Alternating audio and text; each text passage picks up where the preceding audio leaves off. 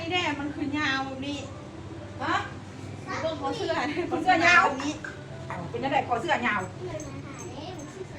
เป็นทีอีกกับพ่อนี่ โอ้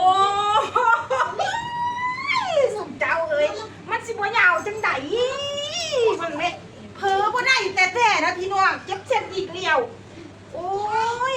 อันนี้มันก็ยาวแล้วแม่เบิ่งตาเดียวออกเลยน่ะลูกเอาไล่นี่ไล่เสื้อแขนเสื้อมาต่อใส่คอนี่มันก็ยาวพี่น้องสุดเจ้าสุดเจ้าบ่เจ็บเส้นนำลูกน้องคอยบอกไปให้สุดเจ้าเบิ่งเด้อเบิ่งแม่อันนี้มันคอเสื้ออันนี้มันคออันนั้นมันแขนเสื้อวงแขนนะเพิ่นไปต่อใส่กันมาเอิ้นแม่มาเพิ่นคนโอ้ยตายพี่น้องเจ็บเส้นอันนั้นแหละพี่น้องเอ้ยเฮาเป็นอาจารย์สอนกับเจ้านะพี่น้องเฮาได้มีความอดทนอีหลีพี่น้องเพ้อบ่ได้แต่นี่น่ะเพ้อบ่ได้แท้ๆนะพี่น้อง